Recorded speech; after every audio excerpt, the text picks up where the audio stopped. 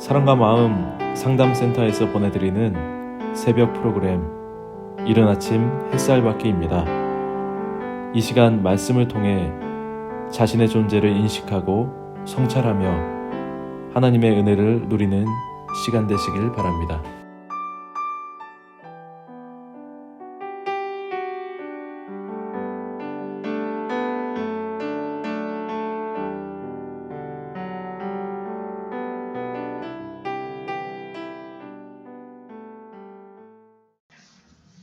이른 아침 햇살 받기 시간입니다.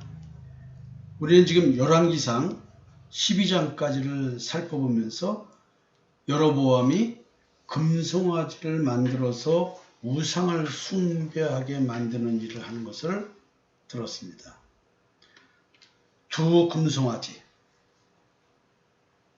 출애굽해서 모세가 율법을 받으러 십계명을 받으러 시내산에 올라갔을 때 아론이 반역을 일으킬 것 같은 백성들을 향하여 제시한 신이었습니다. 여로보암은 이렇게 말합니다. 이스라엘아, 이는 너희를 애굽 땅에서 인도하여 올린 너희의 신들이라. 자, 이제 말씀드린 것처럼 남유다에서 신앙적 중심지가 돼서 분열된 국가를 통일할 가능성이 있겠죠. 그러니까 신앙을 북이스라엘 쪽으로 가져와야 됐기 때문에 이제 제단을 베델에 세웁니다. 그래서 베델에서 이제 하나님께 제사를 지내도록 하는 이런 일들이 벌어집니다. 그 얘기가 이제 13장에 쓰여져 있습니다. 보라, 그때 하나님의 사람이 여호와의 말씀으로 말미암아 유다에서부터 베델에 이르니 마침 여로보암이 제단 곁에서 서로 서서 분향하는지라. 여기서 뭐냐면 이제 여로보암이 신앙이 남유다 중심으로 이루어지지 않도록 신앙을 종교를 분리시키기 위해서 이제 제단을 두 군데 남쪽과 북쪽 이렇게 세워서 두 군데에서 진행되도록 이렇게 얘기를 하고 또 그렇게 이렇게 진행하는 가운데 이제 여로보암이 베델 제단에 섰다는 얘기입니다. 모든 정상적인 이제 제사장들은 선지자들은 다 남유다로 갔습니다. 왜냐하면 예루살렘 성전이 있기 때문이죠. 하나님의 사람이 제단을 향하여 여호와의 말씀으로 외쳐 이르되 제단아 제단아 여호와께서 이와 같이 말씀하시기를 여호와의 집에 요시아라 이름하는 아들을 낳으리니 그가 네 위에 분향하는 산당 제사장을 네 위에서 제물로 바칠 것이요 또 사람의 뼈로 네 위에서 살리라. 이제 아직 태어나지 않은 사람에 대한 이름을 언급을 합니다. 지금 하나님의 사람이 누군지 이름은 나와 있지 않습니다. 단지 유다 출신의 선지자라는 이외에는 기록된 것이 없습니다. 남왕국 유다의 선지자가 북이스라엘의 왕 여로보암에게 하나님의 말씀을 선포하기에 베델까지 왔다는 얘기는 시사하는 바가 굉장히 크죠. 북이스라엘에는 정상적인 선지자가 없었다는 것입니다. 여로보암이 이렇게 잘못된 신앙을 하고 이제 우상을 섬길 만한 일들을 만들어내는데도 선지자들이 이거에 대해서 항거하지 않고 있었다는 얘기는 굉장히 문제가 있다. 지금 여로보암의 이런 종교적 행위에 대해서 지탄을 하고 하나님의 뜻이 아니다라고 말하는 선지자가 없다는 것, 변질돼가는 신앙이겠죠. 두 왕국에 하나님의 말씀을 증거할 참 선지자들이 없었다는 이런 간접적인 증거가 되는 이야기이기도 합니다. 진리를 증거하는 대신 거짓을 일삼는 그런 선지자, 제사장들이 남아있는 것 아닌가라고 우리는 생각할 수밖에 없습니다. 그래서 이제 여로보암에게 이런 경고의 메시지가 던져지는 거죠. 그날에 그가 징조를 들어 이르되 이는 여호와께서 말씀하신 징조라. 제단이 갈라지며 그 위에 있는 재가 쏟아지리라 하며 여로보암 왕이 하나님의 사람이 베델에 있는 제단을 향하여 외쳐 말함을 들을 때에 제단에서 손을 펴며 그를 잡으라 하더라. 그를 향하여 편손이 말라 다시 거두지 못하며 하나님의 사람이 여호와의 말씀으로 보인 징조대로 제단이 갈라지며 재가 제단에서 쏟아진지라. 왕이 하나님의 사람에게 말하 이르되 청하건대 너는 나를 위하여 네 하나님 여호와께 은혜를 구하여 내 손이 다시 성하게 기도하라. 하나님의 사람이 여호와께 은혜를 구하니 왕의 손이 다시 성하여 전과 같이 되니라. 자, 여로보암이 하나님의 말씀을 전하는 선지자에게 이 말을 받아들이고 주여 하고 회개를 해야 되는데 그게 아니라 저놈 잡아라, 저놈 잡아와 하면서 손을 딱 내밀었는데 그 손이 이제 굳어버린 거죠. 그러니까 어떡합니까? 그리고 선지의 말대로 제단이 갈라지고 뭐 재가 쏟아지고 난리가 났습니다. 그러니까 이제 도리어 나 살려주세요 라고 한 거죠. 내 손 좀 낫게 해주세요. 또 기도해서 낫게 해줍니다. 자, 이제 이런 일이 발생했는데 이 제단의 제사에 참석한 사람들은 어떤 반응을 보였을까요? 왕이 하나님의 사람에게 이르되 나와 함께 집에 가서 쉬라. 내가 네게 예물을 주리라. 손을 낳게 해줬으니까 또 이렇게 예물을 드려야죠. 하나님의 사람이 왕께 대답하되 왕께서 왕의 집 절반을 내게 준다 할지라도 나는 왕과 함께 들어가지도 아니하고 그곳에서는 떡도 먹지 아니하고 물도 마시지 아니하리니 이는 곧 여호와의 말씀이 내게 명령하여 이르시기를 떡도 먹지 마며 물도 마시지 말고 왔던 길로 되돌아가지도 말라 하셨음이니이다. 지금 북이스라엘은 벌써 하나님 앞에서 버림받은 거나 마찬가지겠죠. 왜요? 하나님이 지금 하나님의 말씀만 전파하고 하나님의 그 재앙의 메시지를 전달해주고 신앙생활 똑바로 해라. 하나님 잘 섬겨라. 다른 신 섬기지 마라. 우상 숭배하지 마라. 이 메시지 전하고 너는 그 자리에 바로 떠서 온 길로 가지 말고 다른 길로 돌아가라는 거죠. 이 말은 뭐냐면 무슨 문제가 있을 거에 대한 하나님의 그 예지로 인한 이야기죠. 그러니까 이런 메시지를 받았어요. 그럼 이 말씀에 절대적으로 순종해야 되는 거겠죠. 이에 다른 길로 가고 자기가 베델에 오던 길로 되돌아가지 아니하니라. 하나님의 말씀에 철저하게 순종을 한 것입니다.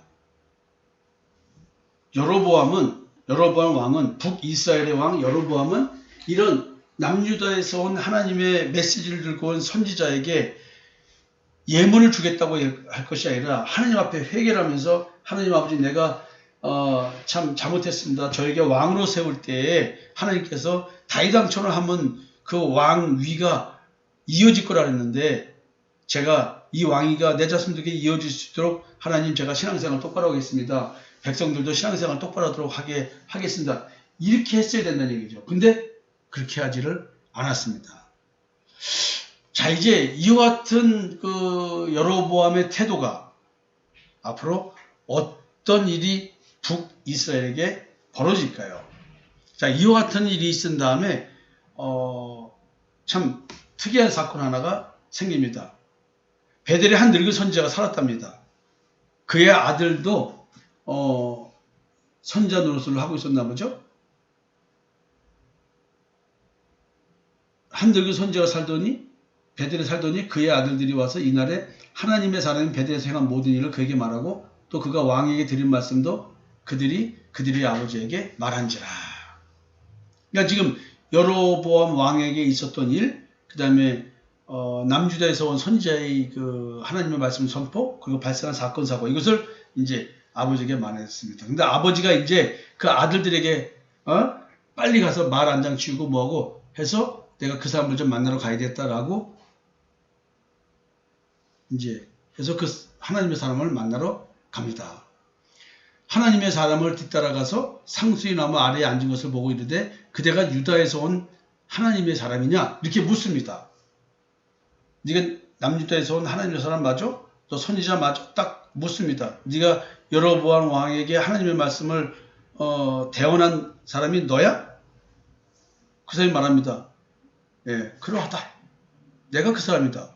그러니까 이제 이 늙은 선지자가 이 유다에서 온 선지자 보고 나와 함께 집으로 가서 떡을 먹으라. 이 말은 뭐냐면 나와 가서 식사 한번 하면서 얘기 좀 하자 이 말입니다. 근데 말을 합니다. 나는 그대와 함께 돌아가지도 못하겠고 그대와 함께 들어가지도 못하겠으며 내가 이곳에서 그대와 함께 떡도 먹지 아니하고 물도 마시지 아니하리니 이는 여호와의 말씀이 내게 이르시기를 네가 거기서 떡도 먹지 말고 물도 마시지 말며 또 네가 오던 길로 들어가지도 말라 하셨음이로다.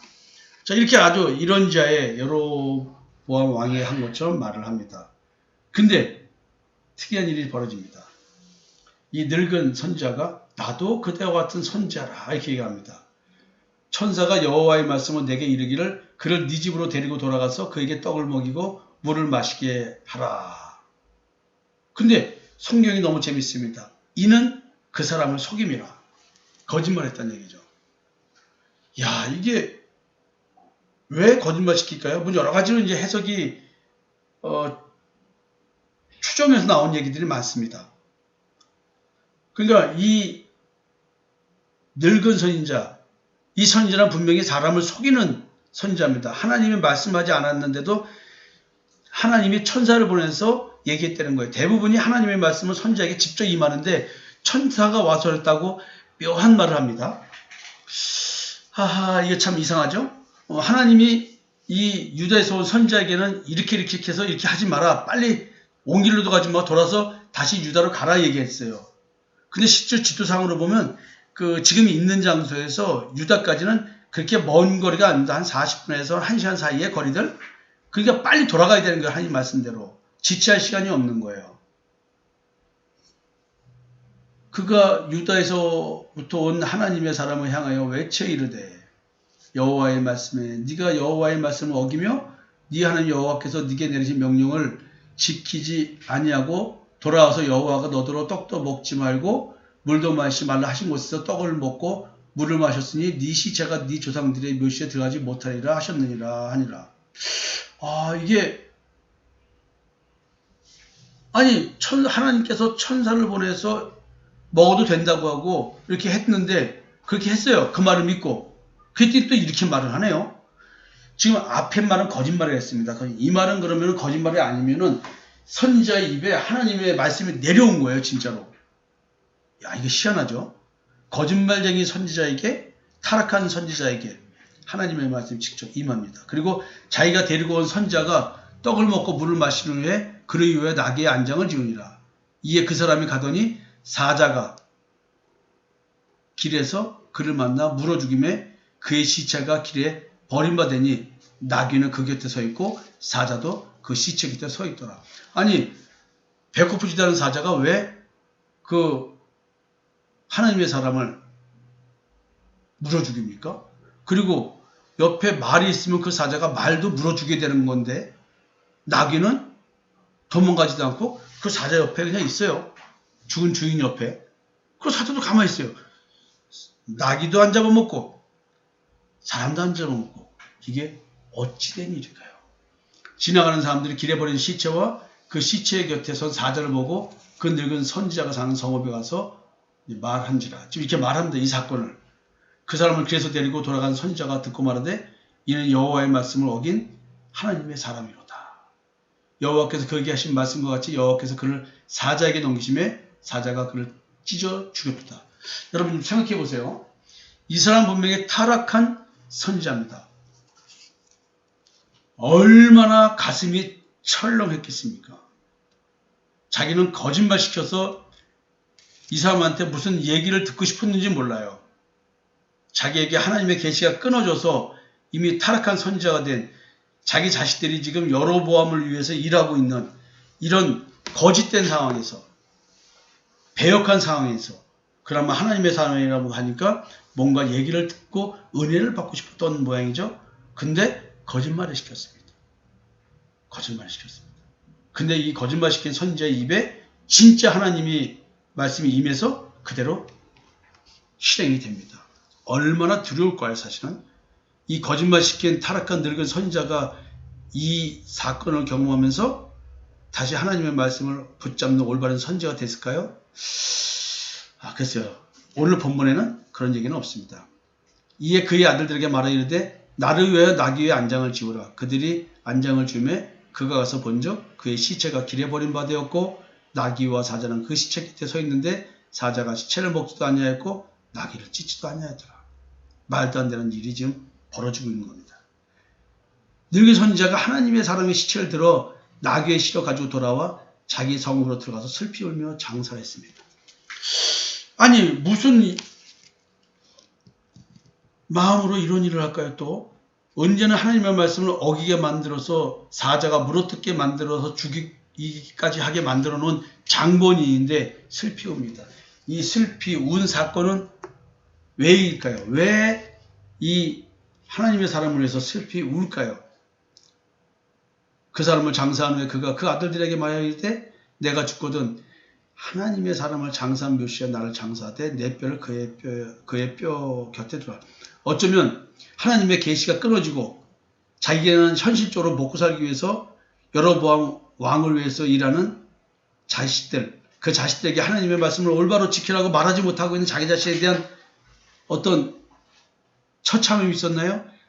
그 하나님의 사람이 사자에게 하나님의 말씀을 순종해서 찢겨 죽은 것처럼 자기도 그런 죽음에 대한 경고를 받은 거라고 해서 회개를 했을까요? 어쩌면 이럴 가능성이 굉장히 큰 것 같습니다. 그래서 자기 가족과 같은 마음으로 자기네 가족들 묘실에 장사하게 하고 나중에 자기가 죽으면 그 하나님의 사람 옆에 묻어라. 회개의 표시 같은 느낌도 듭니다. 그가 여호와의 말씀으로 베델에 있는 제단을 향하고 또 사마리아 성읍들에 있는 모든 산당을 향하여 외쳐 말한 것이 반드시 이룰 것입니다. 베델의 늙은 선지자 이야기. 거짓말 시켜서 하나님의 사람을 죽게 만든, 하나님의 말씀을 불순종하게 만들어서 죽게 만든. 지난 주일날 참 하나님과의 만남을 나누면서 하나님께서 이적과 기적을 통해서 우리로 하여금 하나님의 말씀을 제대로 지키나 안 지키나를 테스트한다고 했습니다. 하나님께서 거짓 영에 속도록 미혹을 심어서 하나님의 지상을 지키나 안 지키나 본다고 했습니다. 결국 우리는 하나님의 사람이 영적으로 거짓말하는 늙은 선지자에게 속아서 영적 분별력 없이 행동함으로써 자기에게 하나님의 진노가 임하도록 하는 자초하는 짓을 했습니다. 오늘 우리가 교훈 삼을 것은요. 우리도 영적 분별력이 있어서 하나님의 말씀은 어떠한 경우라도 지켜야 됩니다. 내게 내려온 계시 그 중심으로 움직여야 됩니다. 어려운 얘기입니다. 여러분 좀 더 시간을 가지고 대화하는 시간을 좀 가졌으면 좋겠습니다.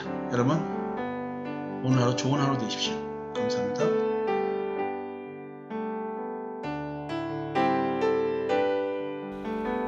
지금까지 사랑과 마음 상담센터에서 보내드린 새벽 프로그램 이른 아침 햇살받기였습니다. 오늘도 마음을 치료하시는 하나님의 사랑을 느끼며 믿음 안에서 마음의 쉼을 누리는 하루를 보내시길 바랍니다.